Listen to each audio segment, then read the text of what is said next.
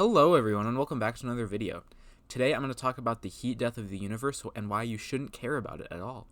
Um, so basically the heat death of the universe refers to the idea that entropy is constantly increasing and eventually it's just going to max out and the world's going to be in complete chaos, complete disorder. Basically, that's a really layman's understanding of the idea, but that's basically the whole gist of it. And this is going to happen in like a billion years. And some people think that this makes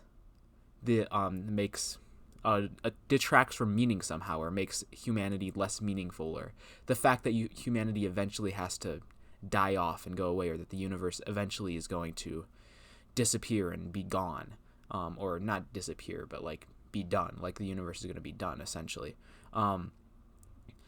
This makes a lot of people feel like an existential crisis, or feel like that the universe is meaningless.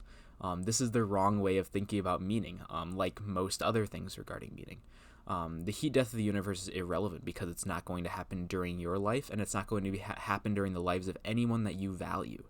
The only life that matters with regards to the meaning of your life, to the meaning of reality, is your life. That's the only life that matters in regards to meaning.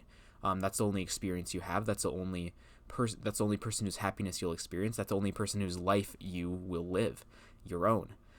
You're not living all these other lives. You're not part of this larger collective of humanity that's going to die off someday. Sure, humanity will die off someday in the heat death of the universe, but ultimately that doesn't matter, because what really matters, what really provides meaning, is the happiness possible in your own life.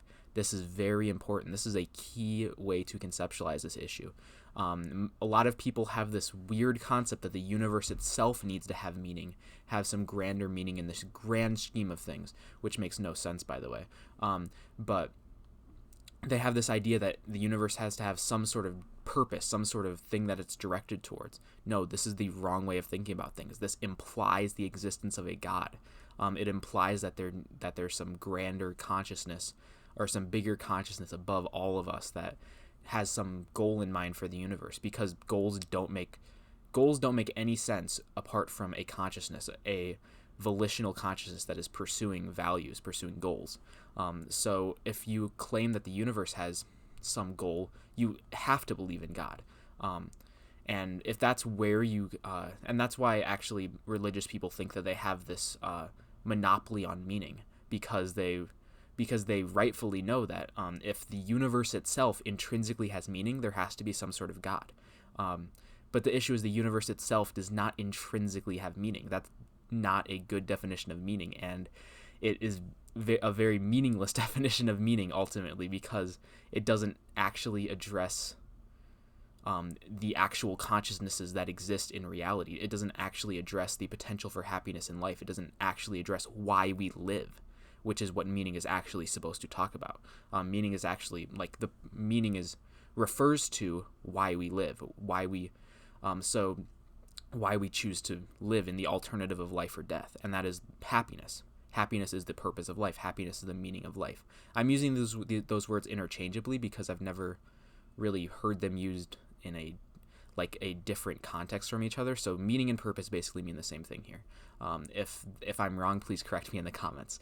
But basically the meaning and the purpose of life is basically happiness, because that is the purpose of maintaining a conscious state, maintaining life, basically maintaining your consciousness.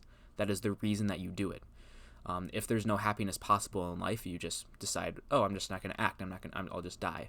So the purpose of your action, the purpose of your life, the purpose of your action is to live, and the reason that you want to act at all to live is for your own happiness.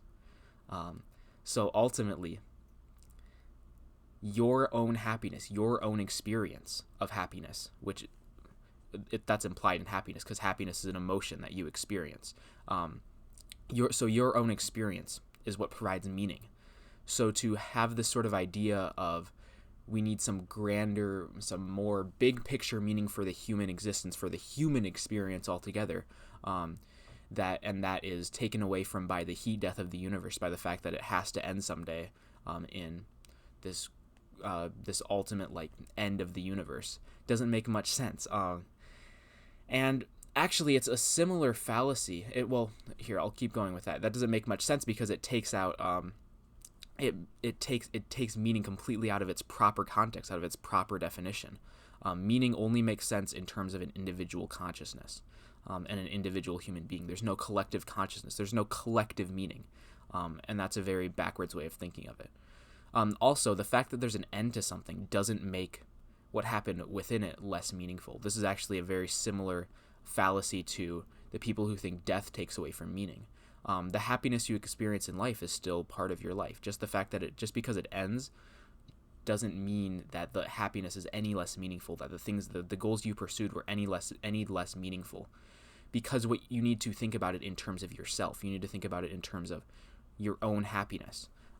When you think external to yourself, that doesn't work. That doesn't make any sense, because values only make sense for a valuer. So the fact that we die does not take away meaning from our life. We still experience that meaning here. And a lot of religious people will say, like, oh, but then the universe just keeps going on after that. Like, yeah, sure, that doesn't matter. You're not here for it. You're not here for that. That's not your experience anymore. Your experience is, I keep repeating this, but your experience is all that matters. That's all that you have. That's the reason you act. That's the reason that you live, is for your experience of happiness and for your life, basically. So yeah, don't worry about the heat death of the universe. It's coming, but it's not going to happen in your lifetime, and since you're not going to experience it, it's irrelevant when it comes to meaning. This basic principle applies to a lot of other things besides the heat death of the universe. But I was watching a lot of like Vsauce videos and Veritasium videos lately, and that was something that came up a couple of times. And then people in the comments were just like, "Oh, you're giving me an existential crisis talking about the heat death." Why are you feeling an existential crisis? That has nothing to do with your existence. It's completely irrelevant. But yeah, I think that is all I have to say for today. Oh, actually, one more thing. I read this like story that was suggested regarding the heat death of the universe by Vsauce, and the whole not by Vsauce, that was suggested by Vsauce. I might have actually said that right the first time. Whatever. That was suggested by him, and it was like the way that the story was written. It was like, I don't know, the end, it started off with just these individual humans like thinking about it and like, whatever, no big deal. And then one day, like, there's this big collective entity man that died, and like it was a really collectivistic book, and it shows that when you care about the heat death of the universe, you have to think about humanity in collective terms and intrinsic terms as well. It also had like a god figure at the very end. I don't remember what that story was called, but don't waste your time reading it. I should not have wasted my time reading that short story. It was very wrong philosophically. It was interesting to read about, though. But yeah, I think that's all I have to say for today. So thank you all for watching, and I hope to see you all in the next video. Peace.